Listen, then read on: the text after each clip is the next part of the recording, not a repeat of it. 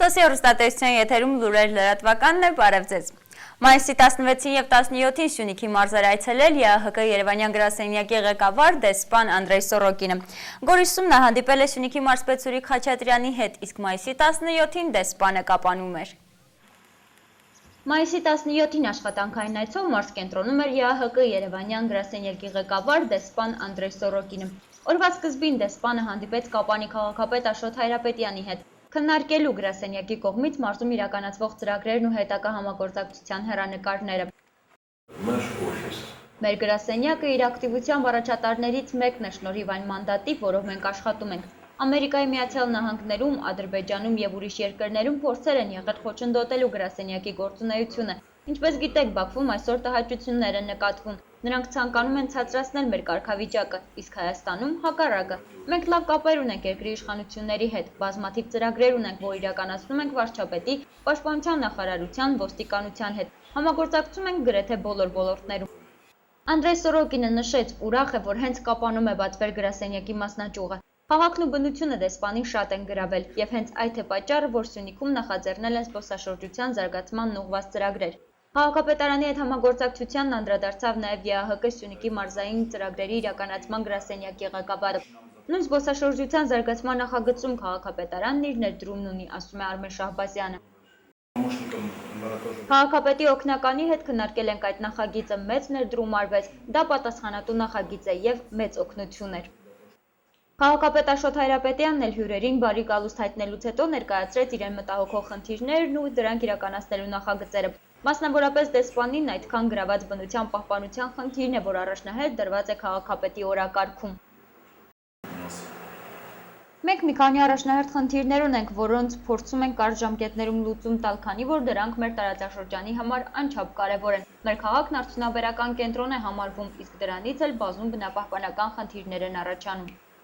Քաղաքապետարանի նիստերի դահլիճում հյուրընկալության ոլորտի և զբոսաշրջության զարգացմանն ուղղված ծրագրի մասնակիցներին ողջունելուց հետո ղեկավարները ցանկացան ճշտել, թե մասնակիցներին ինչ տվեց այն և ինչ առաջարկություններ կամ դիտողություններ ունեն վերջիններս։ Ծրագրի ընթացքում կազմակերպվել են դասընթացներ զբոսավարների, հյուրանոցների, հյուրատների, ադմինիստրատորների և սպասարկող անձնակազմի հյուրընկալության հմտությունների բարձրացման համար։ Մարզի 4 քաղաքներից ծրագրին 140 հոգի է մասնակցել։ Միագրի ժամանած Լիլիթ Խաչատրյանին առավել շատ գրավել է զբոսաշրջության մեջ չունեցածը ճիշտ ներկայացնելու հմտությունը, իսկ Ռոբերտ Մաթևոսյանը կարևորեց տեղում նման դասընթացներ կազմակերպելու նշանակությունը։ Ոչ բոլորին է հարմար նման դասընթացների կամ այլ մասնագիտություն սովորելու համար գնալ բնակվել մի քանի ամսացրաշրջան Երևանում։ Այս դասընթացները նրանով են կարևոր, որ մարդիկ կազմակերպություններ կոնկրետ դեպքում ԵԱՀԿ-ի կողմից կազմակերպված եկան տեղում կազմակերպեցին այս բոլոր դասընթացները, մարդկանց նոր գիտելիքներ տվեցին, նոր մասնագիտություն սովորեցրին և փորձում են տուրիզմի մեջ զարգացնել տուրիզմը, էկոտուրիզմը, հետագայում կգործի արշավային տուրիզմ։ Դասընթացի բոլոր շրջանավարտները ԵԱՀԿ Երևանյան գրասենյակի ղեկավար դեսպան Անդրեյ Սորոկինի կողմից ստացան մասնակցության վկայականներ։ Կապանի կանանց ռեսուրս կենտրոնը իմի է բերել անցած 4 տարիների գործունեությունը։ Ինչ ձեռքբերումներ ու բացթողումներ է ունեցել կենտրոնը, ինչ անելիքներ ունի ապագայում։ Այս ամենը պարզ դարձավ շնորհանդեսի ժամանակ։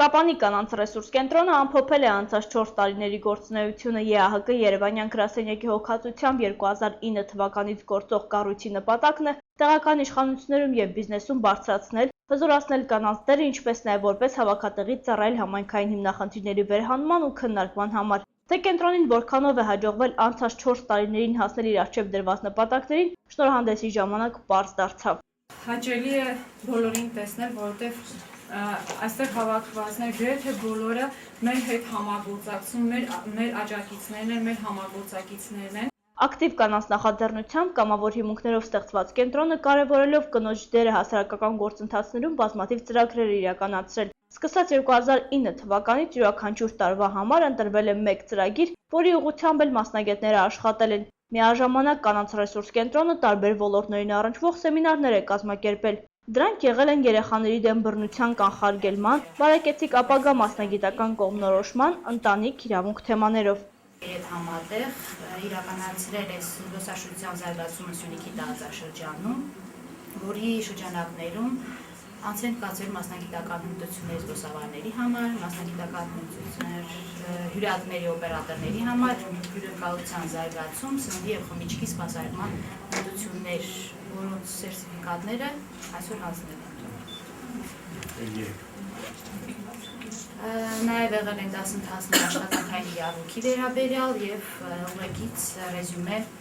գրելու հմտությունների զարգացման։ Մարզում առաջին կանանց ռեսուրս կենտրոնը 2008 թվականին է բացվել Մեղրիում, որից հետո էլ հերթը հասել է Կապանին և Գորիսին։ Սյունիքում կանանց կրթական մակարդակը բարձր է, սակայն բավականին ցածր է, որոշումներ կայացնելու մակարդակներում նրանց ներգրավվածությունը։ Տարիներ առաջ երբ ստեղծվում էին կենտրոնները, հենց նման պատկերացում կար։ Հիմա ամեն ինչ փոխվել է, ասում է Ծովինար Հարությունյանը։ Երբ որ մենք սկսեցինք այս ծրագրի իրականացումը, եկանք Սյունիք, շատ քչերն էին հավատում, որ մենք այսօր կհասնենք այնտեղ, որտեղ որ մենք այսօր կանք։ Բայց շատ շնորհակալ եմ այն եզակի մարդկանց, ովքեր որ հավատացին մեզ,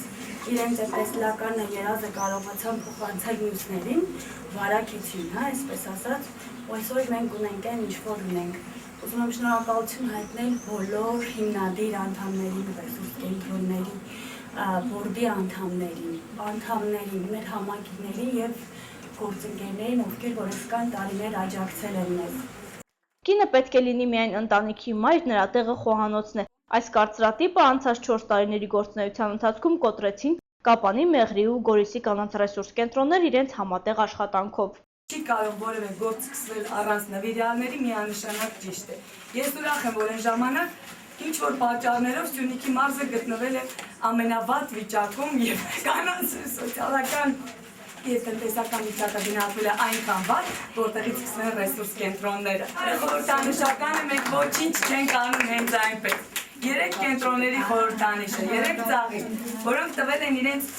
9 բողբոջները, մենք նախապես որոշել էինք, որ մեր խորհրդի անդամները պետք է լինեն 9 հոգանոց, որ կենտրոնական ընտրական հանձնաժողովը հրապարակեց արդյունքները կանանց ներգրավվածության, Սյունիքի մարզը 4 տարի հետո արդեն ամբողջ հանրապետությունում առաջին տեղում է կանանց ներգրավվածության առումով, եւ սա ինքնանպատակ չէ, որովհետեւ 3 կենտրոնները համագործակցաբար աշխատել են կանանց հետ, հետաքրքրված կանանց հետ եւ փորձել են նրանց ներգրավել եւ տնտեսական, եւ քաղաքական, եւ նաեւ բիզնես ոլորտներում։ 2013 թվականին Կապանի ռեսուրս կենտրոնի նպատակը կանանց տնտեսական զարգացումն է։ Այդ ամենին հասնելու են հիմնվելով կանանց ներուժի վրա։ Ծրագրի արդյունքում, եթե այն հաջողությամբ պսակվի, Կապանի տարածաշրջանում կանանց հմտությունների ու կարողությունների զարգացման միջոցով կհաջողվի կրճատել գործազրկության մակարդակը եւ ոչ միայն։ Այս տարվա ծրագիրը էլի ֆինանսավորում է ԵԱՀԿ Երևանյան գրասենյակի կողմից, ուղղված է կանանց ձեռքի աշխատանքների զարգացման, այսինքն մենք քանի որ ունենք արդեն իսկ ձևավորված ձեռքի աշխատանքների ակումբներ եւ նաեւ ՍՊ, այս տարվա ծրագիրն ուղղված է հենց այդ ձեռքի աշխատանքների ակումբների էլ ավելի հմտություններ տալ, էլ ավելի նորանոր դասընթացներով, ասենք կավագործություն, կարուձև, այնտեղ բիժուտերիայի պատրաստում, շուղագործություն, որովհետև մենք նաև ուզում ենք զարգացնել մեր ՍՊ-ն, նպատակը ծրագրի նաև դրանում ներկայանում։ Բոլոր այն կազմակերպությունները ու անհատները, ովքեր օգնել, համագործակցել ու աջակցել են ռեսուրս կենտրոնի կայացմանը, շնորհակալագրեր ստացան։ Կապանի մի շարք դպրոցներում ավարտական դասարանների աշակերտները վերջին զանգին են պատրաստվում, փորձեր են անում կիսամյակ փակում, ընդամենը 1 շաբաթից նրանք կրթօջախին հրաժեշտ են տալու, եւ ինչպես միշտ դպրոցներում տրամահավաքությունը չի վերացել։ Ընդամենը 1 շաբաթից հանրակրթական դպրոցներում կրկին կհնչի վերջին զանգը ու ուսուցիչները կլսեն հերթական բարեմաղթանքները։ 1 շաբաթից մի խումբ երիտասարդներ կմտնեն մի նոր աշխարհ, բուհ, ուսանողություն, նոր ծանոթություններ ու նոր հիասթափություններ։ Եվ իհարկե ամեն տարվա պես այս օրերին շրջանավարտներին ավելի շատ կարելի է գտնել դահլիճում, քան դասասենյակներում։ Ամեն դպրոց ձգտում է տարբերվել մյուսներից։ Այս տարվա շրջանավարտները եւս բացառություն չեն։ Կապանի թիվ 3 միջնակարգ դպրոցում 2 ավարտական դասարան կա։ 12-րդցիները որոշել են վերջին զանգի օրը միասին հանդես գալ։ Անընդհատ արվում են փորձեր եւ երաժշտական պատրաստության եւ առանձին խոսքերի առումով հուսանք, որ բոլորին դուր կգա մեր միջոցառումը, քանզի իրոք աշխատում ենք մեծ վճռականությամբ, պատրաստակամությամբ եւ փորձում ենք համատեղել նաեւ դասերի եւ պարապմունքների հետ, որպեսզի արդեն ստանանք լավ արդյունք։ Ճիշտն ասած, այս կիսամյակում մենք գրեթե բոլոր ժամերին միայն գրավորներ ենք գրում, բայց չի ասի, որ ծանրաբեռնված գրավորներ են կամ դժվար, մեր սովորածին է, հասցնում ենք, փորձում ենք հասցնել։ Բոլոր դպրոցներում էլ այս պահին տարբեր դասարաններում տնօրինության կողմից ամփոփիչ թեմատիկ գրավորներ են հանձնարարվում, իսկ 12-րդցիները միայն անցածն են կրկնում ու մասնավոր պարապմունքների հաճախում, առջևում նրանց լարված ժամանակաշրջան է սպասում։ Ոմանք էլ արդեն մայրաքաղաք են մեկնել բուհ ընդունվելու դիմում հայտ ներկայացնելու։ Շատ ուրախ ենք տրամադրված եւ բոլորս պատրաստ ենք վերջի զանգին։ Ամեն օր փորձը անց է գալու շատ ուրախ։ Դպրոցը ավարտելուց հետո որոշել եմ սովորել Երևանի տեսագիտական համալսարանում։ Իհարկե հիմա էլ պատրաստում ենք վերջի զանգի միջոցառմանը, բայց մեծ ուշադրություն ենք դարձնում քննություններին։ Դպրոցում էլ հենց հիմնական ուշադրությունը քննությունների վրա է եւ միջոցառմանը պատրաստվում ենք լավ, ունենք անակնկալներ իհարկե։ Անակնկալները կտեսնեք ամսի 24-ի միջոցառման ժամանակ։ Իսկ Կապանի թիվ 10 միջնակարգ դպրոցը ունի 1 ավարտական դասարան, 15 հոգանոց կոլեկտիվը այսօր եւս վերջին զանգին էր պատրաստվում։ Տնօրենի խոսքով տարին բավարար են փակել։ Ընդհանուր առմամբ միշտ ամեն տարի ուսումնական տարին գնահատում ենք, տնօրինությունը այսպես է գնահատում։ Տնօրինության կողմից տրված գրավորների արդյունքները ամփոփում է եւ դրանից ելնելով եզրակացություն է անում դպրոցում կրթական որակի վերաբերյալ, թերություն կար անցած տարի մաթեմատիկայի, այս տարի մեր աշխատանքով մեթոդ միավորման նախագահները նիստերը աշխատանքներ վերապատրաստումներ արեցինք ուսուցիչների համար եւ փորձեցինք տեսնենք ուսումնական տարվա վերջին ինչ արդյունքներ ունենք։ Հիմնականում մեր նպատակը երեխաների նախապատրաստել ավարտական քննությունները հանձնելուն, նամանավանդ որ երկու խուլերով, մեկը միասնական, մեկը դպրոցական, բնական է, որ հիմնականում մեր ուշադրությունը դրանում են։ Ըստ եւ յուրաքանչյուր աշակերտ էլ պարտավոր է զբաղվելու, աշխատելու, որպեսզի կարողանանք հասնել իրենց նպատակին։ Եվ իհարկե ամեն տարի էլ անդրադառնում ենք վերջին զանգյան դրամահավաքությանը, ծնողները ուզեն թե չուզեն գումարներ հավաքվում են։ Շրջանավարտ ունեցող ամեն մի ընտանիքում այս օրերին քննարկման թեման հավաքվող գումարներն են, աղջիկների տարբեր զգեստները, որ պետք է մեկ օրվա ընթացքում հասցնեն հագնել եւ այլն։ Ամեն տարի էլ տնօրենները համոզում են, որ արգելեր են, բայց ավանդույթը շարունակվում է։ Մի տեղ 20,000-ից են հավաքում, մի այլ տեղ 30։ Եվ ամեն տարի էլ ծնողներին զգուշացվում է երեխաներին թույլ չտալ այդ օրը մեքենա վարել կամ ալկոհոլ օգտագործել։ Այսօր օրինակ թիվ 3 միջնակարգ դպրոցում ոստիկանության աշխատակիցները հերթական անգամ հանդիպել էին դպրոցականների հետ եւ դրա մասին եւս մեկ անգամ զգուշացրել։ Ես կասեի, որ դրական միտում կա, բնականաբար երևույթը իսպար չի վերացել, բայց ի ուրախություն մեզ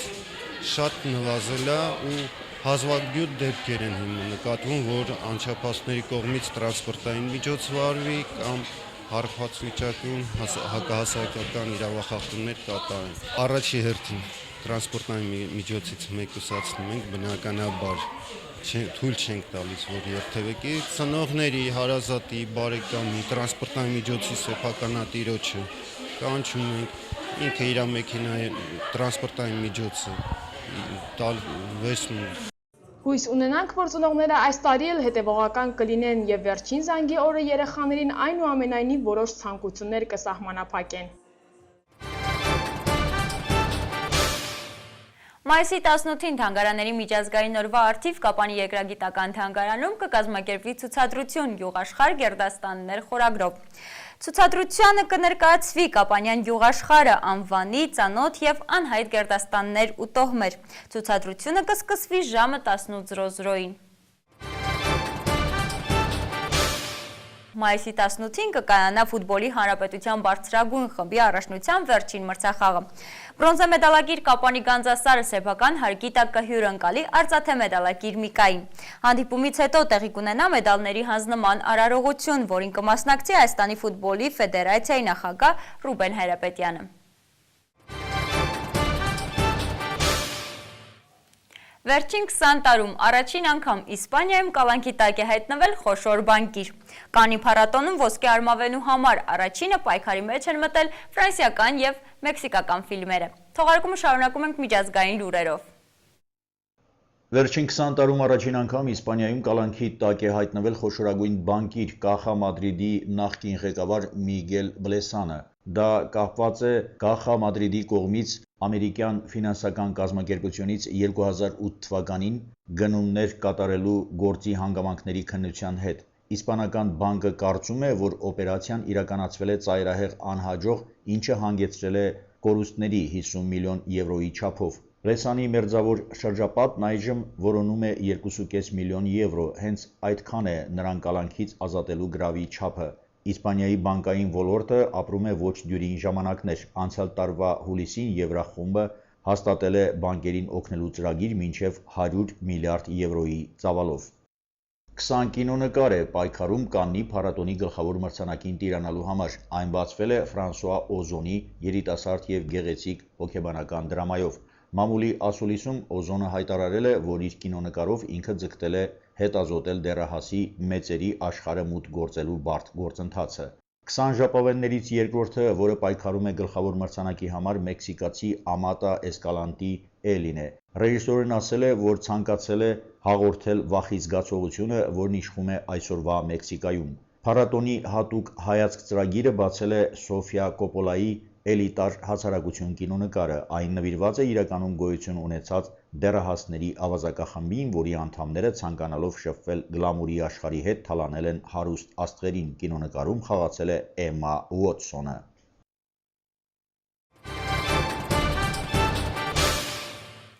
Սոսիո հեռուստատեսության եթերում լուրեր լրատվականներ հաճելի հանգստյան օրեր ենք մաղթում։ Մինչ նոր հանդիպում։